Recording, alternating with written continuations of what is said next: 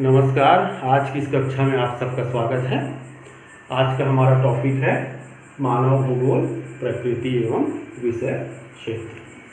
तो चलिए जल्दी से शुरू करते हैं हम अपना आज का टॉपिक, मानव भूगोल, प्रकृति एवं विषय क्षेत्र। शुरू करने से पहले हम सबसे पहले इस पर थोड़ी सी चर्चा कर लेते हैं। भूगोल कक्षा 11वीं में आपने भूगोल पढ़ा है अच्छे से। भूगोल जियोग्राफी एक यूनानी शब्द है।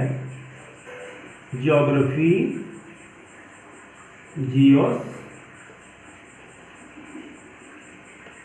प्लस ग्राफिस। जियस माने पृथ्वी और ग्राफिस माने वर्णन करना। नाम से स्पष्ट है, पृथ्वी और उस पर होने वाली भौतिक घटनाओं का वर्णन करना भूगोल कहलाता है। कक्षा 11वीं में हम देख चुके हैं कि भूगोल शब्द के जन्मदाता एराटोस्थेनीज को माना जाता है और हिकैटियस को भूगोल का पिता कहा जाता है। भूगोल की मुख्यतः दो शाखाएं हैं। पहला है भौतिक भूगोल, दूसरा मानव भूगोल। मानव भूगोल, भौतिक भूगोल के अंतर्गत हम पृथ्वी और उस पर उसकी संरचना और उस पर पाए जाने वाले प्राकृतिक संरचना के साथ साथ उसके भौतिक क्रियाकलापों का अध्ययन करते हैं। पिछले कक्षा में आपने पढ़ा भूगोल के अंतर्गत जल, मृदा, वायु, ज्वालामुखी, भूकंप, भूगर्भ की संरचना, बादल का बनना, चक्रवात का बनना और सारी भौतिक घटनाओं का वर्णन भौतिक भूगोल के अंतर्गत किया जाता है। एक प्रकार का इसको वैज्ञानिक अध्ययन जो वैज्ञानिक भूगोल भी कहते हैं। दूसरा है मानव भूगोल। मानव भूगोल है क्या चीज़, किसका अध्ययन करते हैं इसमें? तो मानव भूगोल में स्पष्ट है, मानव भूगोल के केंद्र में क्या है? स्वयं मानव है। मानव का अध्ययन करते हैं। मानव भूगोल विषय के केंद्र में मानव है, यानी मानवीय क्रियाकलापों का अध्ययन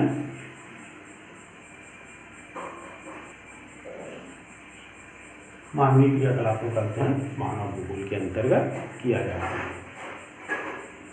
अब देखते हैं मानव भूगोल के जन्मदाता किसे कहेंगे। तो भूगोल के जन्मदाता तो हिकैटियस हुए, लेकिन आधुनिक भूगोल जिसे मानव भूगोल भी कहते हैं, तो इस आधुनिक भूगोल या मानव भूगोल के जन्मदाता माना जाता है एक जर्मन दार्शनिक, जर्मन भूगोलवेत्ता जिसका नाम है फ्रेडरिक रैटजेल।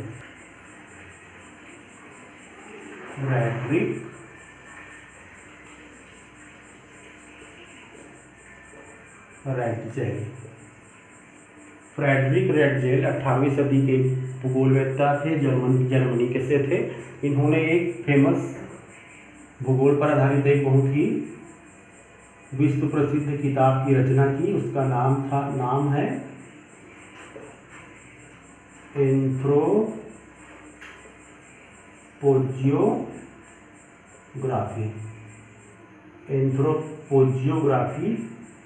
ये फ्रेडरिक रैटजेल की किताब है। तो फ्रेडरिक रैटजेल ने मानव भूगोल के संदर्भ में बहुत कुछ एंथ्रोपोजियोग्राफी में लिखा है। अब एंथ्रोपोजियोग्राफी के अनुसार या फ्रेडरिक रैटजेल के अनुसार मानव भूगोल की परिभाषा क्या है? फ्रेडरिक रैटजेल के अनुसार मानव भूगोल की परिभाषा है, मानव भूगोल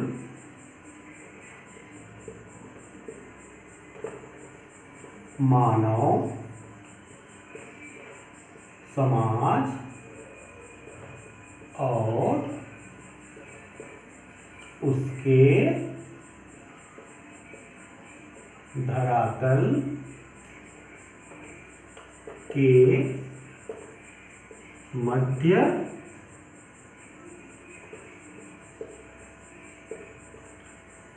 संबंधों का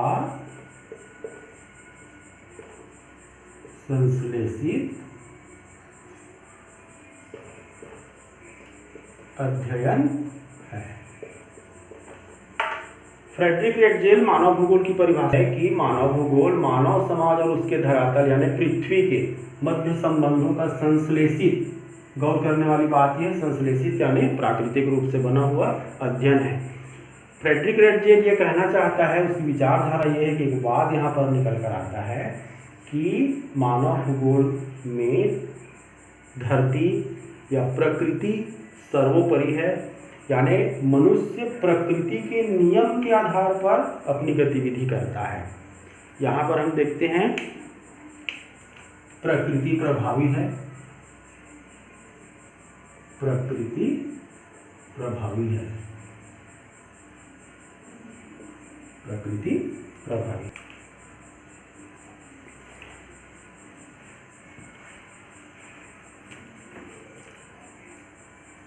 एक दूसरा भूगोलवेत्ता हुए एलन सी सैम्पल। एलन सी सैम्पल एलन सी सैम्पल अमेरिका की एक महिला थी, भूगोलवेत्ता थी। इसके अनुसार मानव भूगोल क्या है, तो सैम्पल के अनुसार मानव भूगोल की परिभाषा कुछ इस तरह से है। मानव भूगोल गतिशील पृथ्वी एवं क्रियाशील मानव के मध्य परिवर्तनशील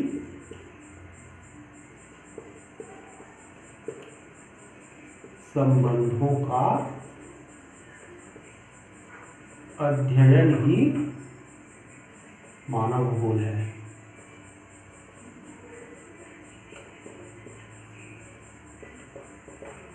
सैम्पल के अनुसार परिभाषा ये है, यहाँ पर एक नई चीज गौर करने वाली चीज है ये परिवर्तन। सैम्पल के अनुसार भी पृथ्वी या प्रकृति प्रभावी है, मनुष्य गौण है। मानव भूगोल गतिशील पृथ्वी ये कहती है कि पृथ्वी की क्रियाकलाप गतिशील है, यानी पृथ्वी पर जो क्रियाकलाप हुए हैं वो वैसे ही नहीं रहेंगे। प्रकृति परिवर्तनशील है और उसी परिवर्तनशील प्रकृति के आधार पर मनुष्य भी अपनी क्रियाशीलता दर्शाता है। स्पष्ट है कि यहाँ भी प्रकृति को प्रभावी बताया गया है, मनुष्य को गौण बताया गया है, प्रकृति को स्वामी बताया गया है, मनुष्य को दास बताया गया है। तो इस प्रकार के विचारधारा से कुछ वाद निकल कर आते हैं। जहाँ प्रकृति को प्रभावी बताया गया है या प्रकृति के नियम को ही मनुष्य पालन करता है, प्रकृति से अलग वो कुछ क्रिया नहीं कर सकता, उसके बस में नहीं है, इस प्रकार की विचारधारा को हम निश्चयवाद कहते हैं। निश्चयवाद या नियतिवाद।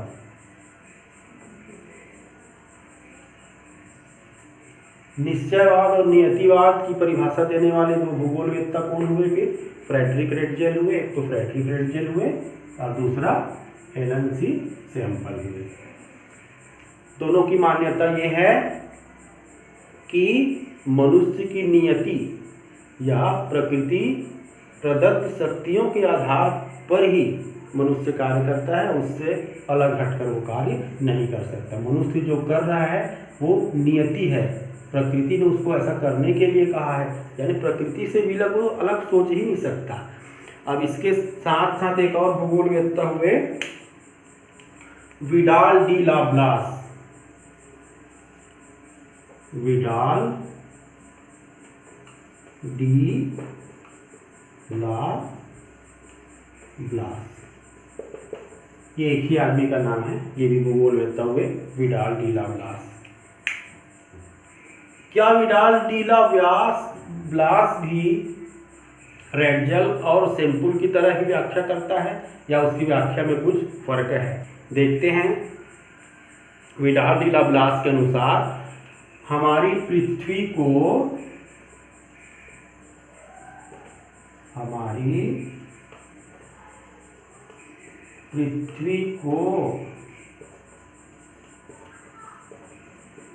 नियंत्रित करने वाले भौतिक नियमों एवं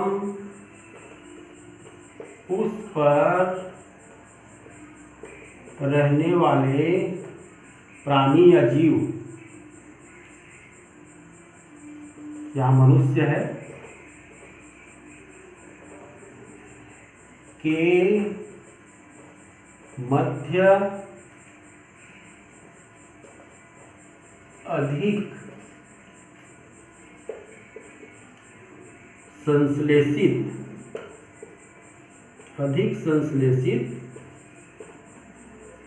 संबंधों की परिकल्पना, इसको हम कहेंगे नई परिकल्पना।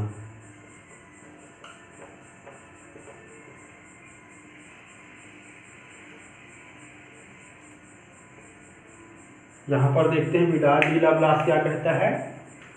हमारी पृथ्वी को नियंत्रित करने वाले, पृथ्वी को नियंत्रित किया जा रहा है, यानी प्रकृति को नियंत्रित किया जा रहा है। कौन नियंत्रित कर रहा है? मनुष्य नियंत्रित कर रहा है। इसके पहले हम देखें कि मनुष्य को प्रकृति नियंत्रित करता है।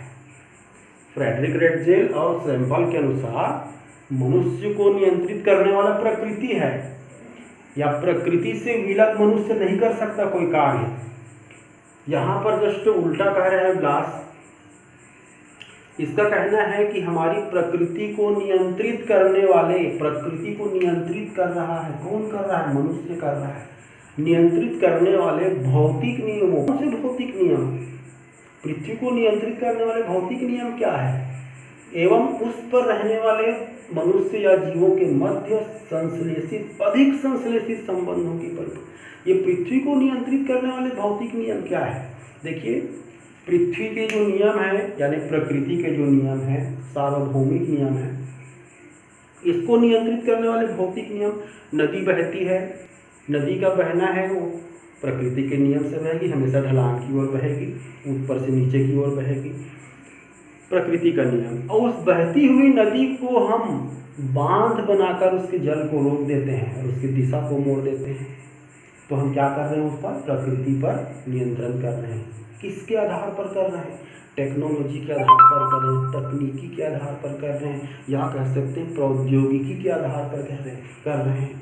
तो यहाँ पर देखते हैं जो प्रकृति के जो निश्चितवाद या नियतिवाद थे कि हमारी नियति यही है कि पृथ्वी हमसे जो कराए, प्रकृति हमसे जो कराएगी उसके नियम के आधार पर ही हमको करना है। यहाँ पर संभावना दिख रहा है कि हमको स्वतंत्र रूप से हम निर्णय लेकर भी प्रकृति के नियमों को हम उलट सकते हैं। ऐसे ही वाद को हम कहते हैं संभववाद। ये संभववाद कहलाता है, संभववाद।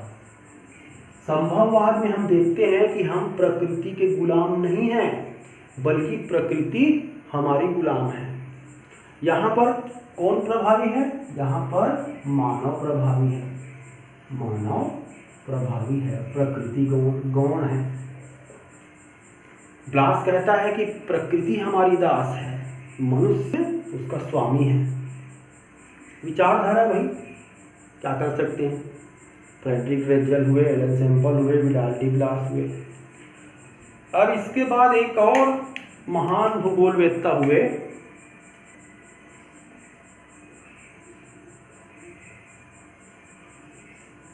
Griffith Taylor.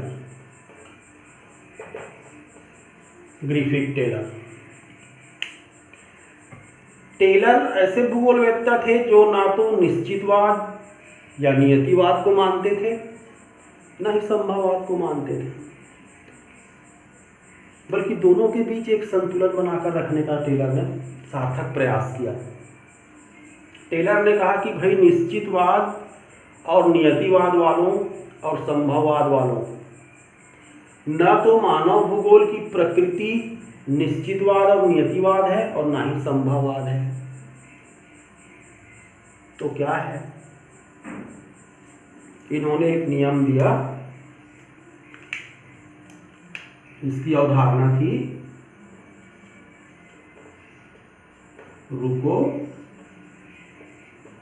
और जाओ।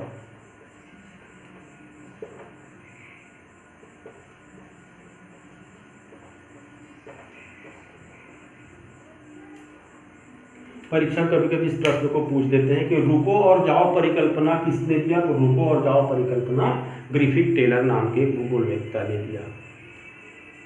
यहाँ पर हम देखते हैं कि टेलर ने कहा कि प्रकृति न मनुष्य का स्वामी है और ना ही मनुष्य का दास है, बल्कि प्रकृति और मनुष्य दोनों एक दूसरे पर क्रिया और प्रतिक्रिया करते हैं। मनुष्य जब प्रकृति के लिए कुछ अच्छा करता है तो प्रकृति भी मनुष्य के लिए कुछ अच्छा करता है। ये परिकल्पना रुको और जाओ, ये क्या है? इसको ट्रैफिक लाइट परिकल्पना भी कहते हैं। ट्रैफिक बत्ती परिकल्पना भी कहते हैं इसको, ट्रैफिक बत्ती परिकल्पना। जिस तरह से ट्रैफिक में 3 तरह के बत्तियां होती है, लाइट्स होती है, लाल बत्ती, पीली बत्ती और हरी बत्ती। लाल बत्ती का अर्थ है रुकना, पीली बत्ती का अर्थ है लाल और हरी के बीच में चिंतन करना, यानी आगे बढ़ना है नहीं बढ़ना उसके लिए अपने आप को तैयार करना। पीली बत्ती प्रिपरेशन के लिए है, लाल बत्ती स्टॉप, पीली बत्ती preparation and green go ahead, आगे बढ़ो। टेलर कहता है कि हमको सबसे पहले प्रकृति के नियमों को, प्रकृति के क्रियाकलाप को रुककर देखना चाहिए। रुककर देखने के बाद में हमको अवलोकन करना है कि क्या जो प्रकृति का क्रियाकलाप है उस पर हम हस्तक्षेप कर सकते हैं।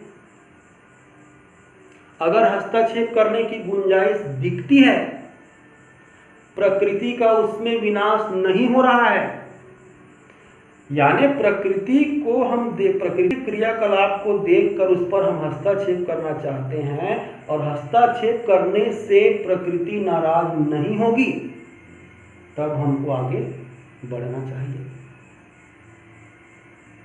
अगर प्रकृति के नियमों पर हम हस्तक्षेप करके बिना परिणाम की परवाह करके हम आगे बढ़ते हैं तो आगे तो बढ़ जाएंगे, वो ना मनुष्य के हित में होगा और ना ही प्रकृति के हित में होगी।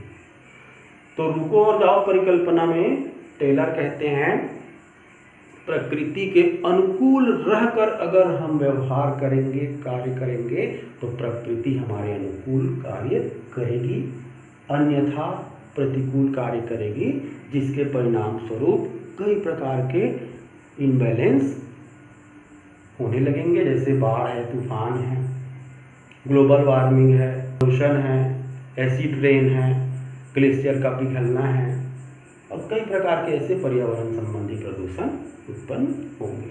तो यहाँ पर हम देखते हैं कि टेलर ने जो परिकल्पना दी उसको हम कहते हैं, इसका नाम है नव निश्चयवाद। ये टेलर की परिकल्पना नव निश्चयवाद। हमने देखा, रिकेप कर लेते हैं, मानव भूगोल, प्रकृति क्षेत्र भूगोल, दो प्रकार के, मुख्यतः दो भागों में, भौतिक भूगोल, मानव भूगोल, केंद्र में मानव, मानवीय क्रियाकलाप, मानव भूगोल की अवधारणा देने वाले प्रवेत्ता फ्रेडरिक फ्रेटजेल, जिन्होंने एंथ्रोपोजियोग्राफी नाम की किताब लिखी, उसके आधार पर मानव भूगोल मानव धरातल के संबंधों संश्लेषित अध्ययन करता है। प्रकृति प्रभावी निश्चयवाद है, नियतिवाद है। एलन सी सैम्पुल की परिभाषा भी कुछ इसी तरह है, थोड़ी सी परिवर्तन है इसमें, परिवर्तनशील संबंधों का। सैम्पुल के अनुसार पृथ्वी और मानव दोनों की प्रकृति परिवर्तनशील है और परिवर्तनशील प्रकृति के अध्ययन को यह मानव भूगोल कहते हैं। विडाल डी ब्लास जो है उसके विपरीत स्वभाव वाले विचारक रहे। इनके अनुसार पृथ्वी को नियंत्रित करने वाले यानी मनुष्य पृथ्वी को नियंत्रित करता है, मनुष्य स्वामी है, पृथ्वी दास है, उसके अध्ययन को हम कहते हैं। लेकिन बीच का रास्ता निकालने वाले टेलर थे, उन्होंने रुको और जाओ की परिकल्पना दी और उन्होंने कहा नवनिश्चयवाद कि हम प्रकृति के अनुकूल ही वातावरण निर्मित करें तो प्रकृति हमारी अनुकूल रहेगी। यानी प्रकृति और मानव दोनों क्रिया और प्रतिक्रिया आपस में करते हैं। तो ये प्रकृति मानव भूगोल की प्रकृति एवं परिभाषा हुई। इसके बाद हम नेक्स्ट वीडियो में देखेंगे। नेक्स्ट वीडियो में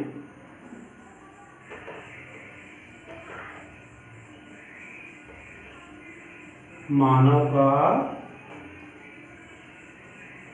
प्रकृतिकरण एवं प्रकृति का मानवीकरण।